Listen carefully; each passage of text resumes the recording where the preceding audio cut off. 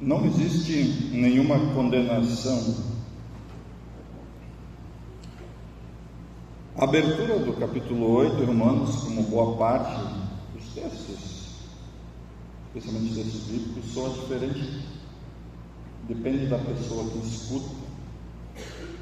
E esse texto em especial, ele soa muito diferente para cada pessoa que ouve. Não existe nenhuma condenação. E aí depende da semana que você vinha vivendo, que você andou ouvindo, talvez você pense, puxa vida, a gente já vive num país da impunidade, e ainda vem a Bíblia dizer que não existe nenhuma condenação. E aqueles assassinos, os ladrões, os exploradores, os maus, os chantagistas, e por aí vai, não tem condenação.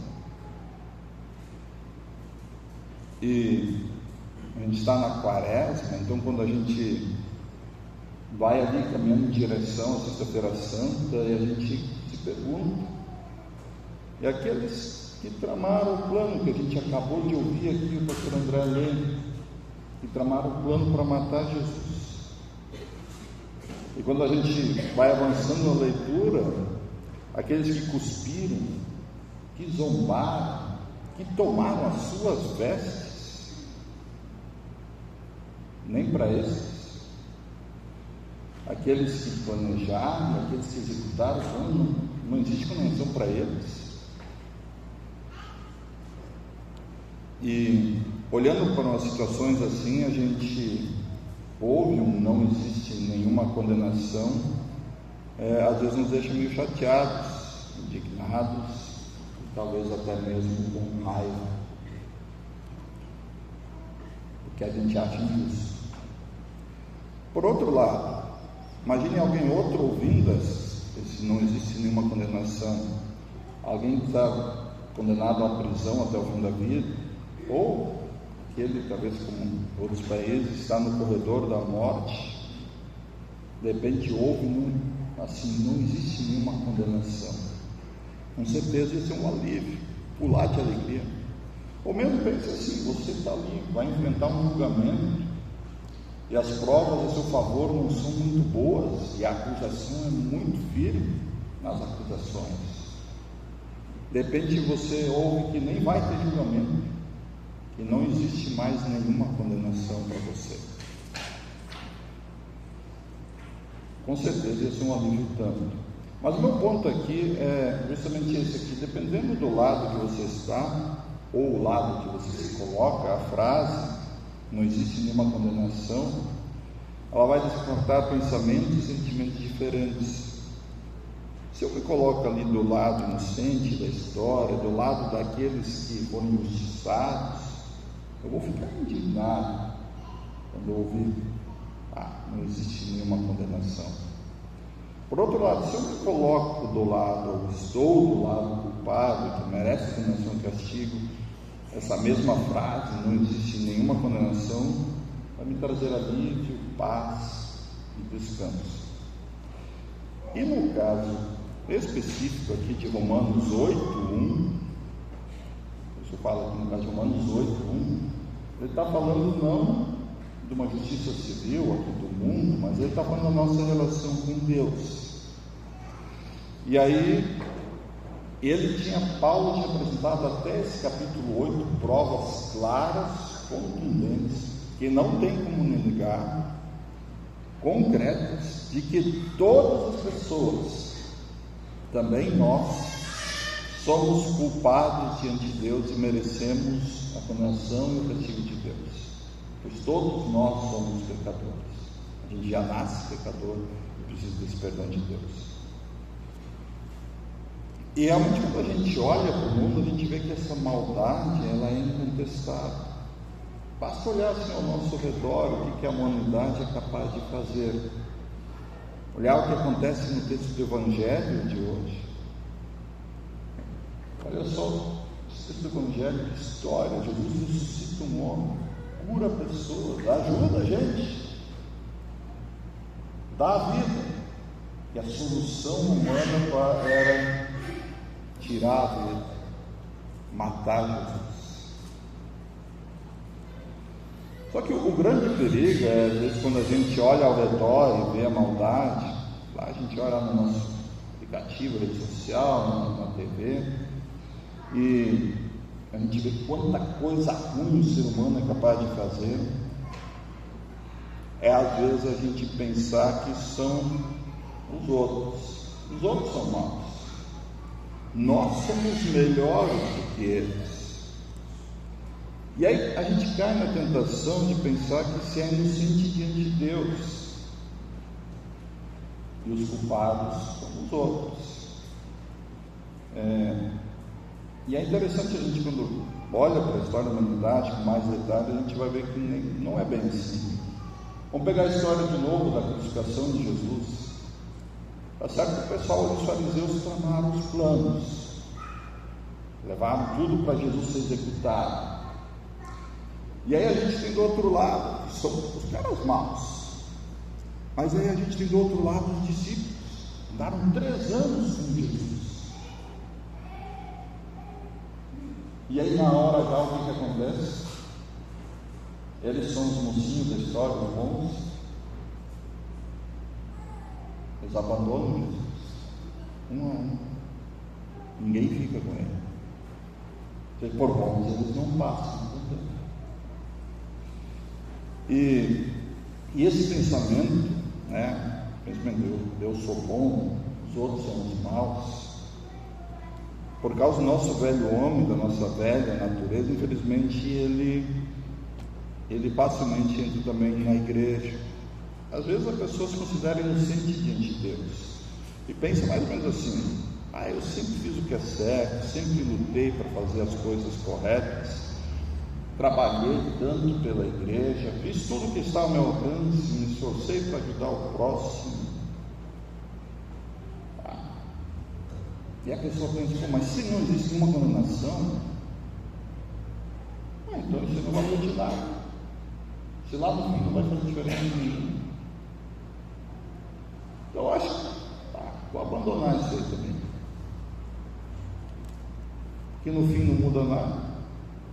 Pessoas ouvem se não existe nenhuma condenação e pensam: puxa vida, eu que lutei tanto para conseguir o favor de Deus, e agora a Bíblia está me dizendo que o favor de Deus é dado de graça e pela misericórdia de Deus. Talvez fique meio assim. Mas, levados pelo Espírito Santo, muitas pessoas se consideram pecadores e reconhecem que estão em dívida com Deus. Muitos se juntam com o salmista, que a gente fez aqui no início do culto, e dizem: ó Senhor Deus, eu te chamei quando estava no profundo desespero. Escuta o meu grito, ó Senhor. Ouve o meu pedido de socorro. Se tu tivesses feito uma lista dos nossos pecados, quem escaparia da condenação? Interessante isso.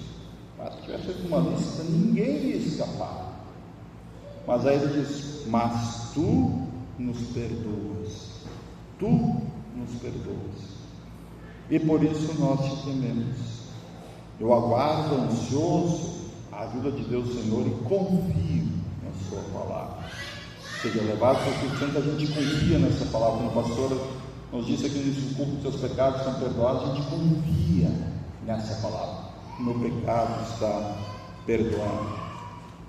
E para quem aí é guiado pelo Espírito Santo, então quando ele ouve essa frase, não há nenhuma condenação, a nossa relação com Deus explode de alegria, porque agora eu tenho vida eterna, eu tenho paz que Jesus conquistou para mim. Apesar de todos os seres humanos nascerem perdidos e condenados, não tem um justo, não tem quem busque a Deus, todos pecaram e carecem da glória de Deus, Romanos aqui nos diz: tem uma exceção. Todos estão condenados, mas tem uma exceção. Diz assim: agora, pois, já não existe nenhuma condenação para os que estão em Cristo Jesus. Quem está em Cristo não tem condenação, pois Jesus foi condenado em nosso lugar.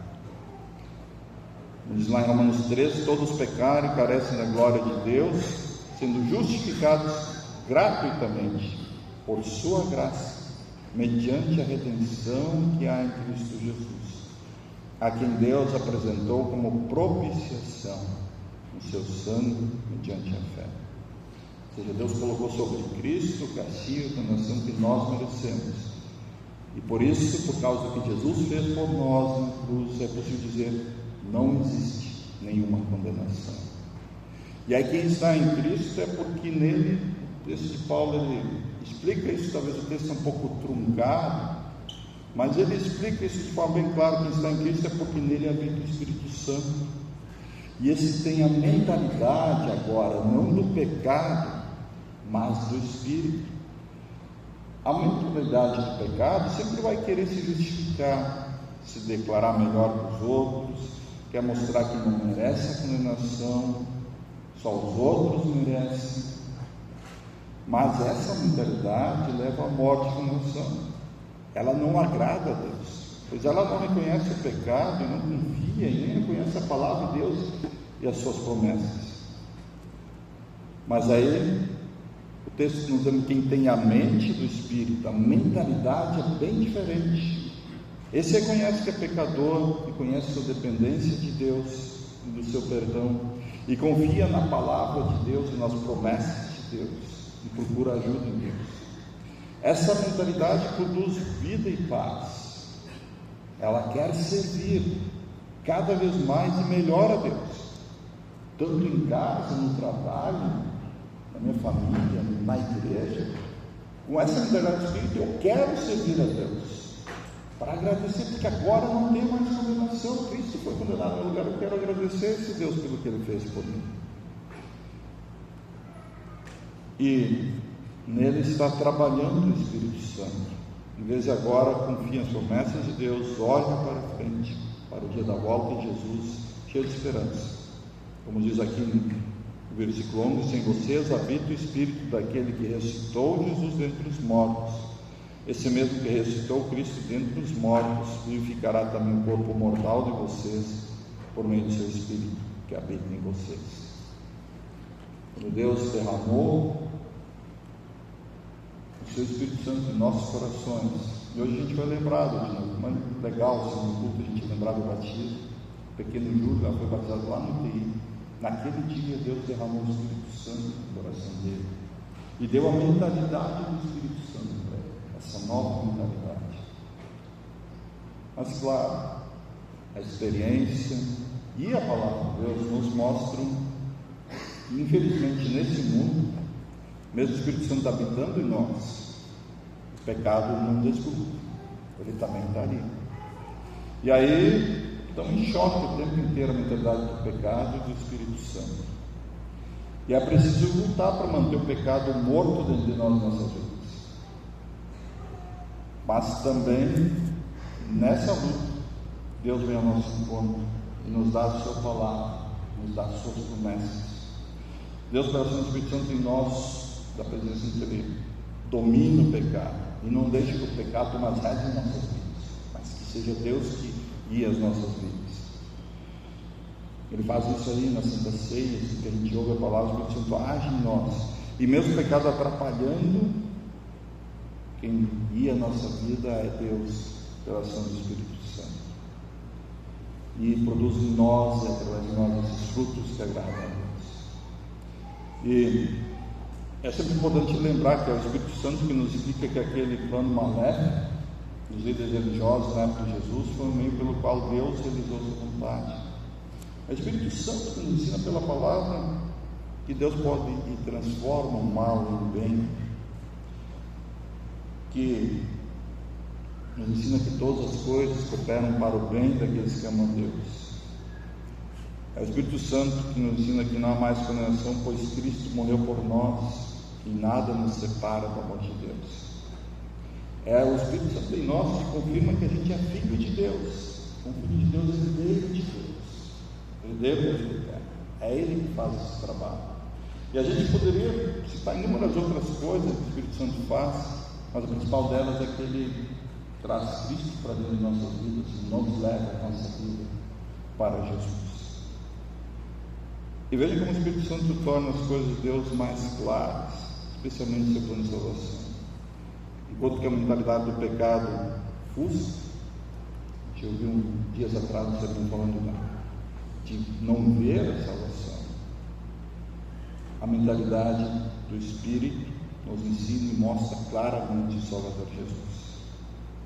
E é o Espírito Santo que, quando o assunto é nós e Deus, ele enche nosso coração de alegria e de alívio. Quando a gente ouve essa frase: agora, pois, já não existe nenhuma condenação para os que estão em Cristo Jesus. Amém.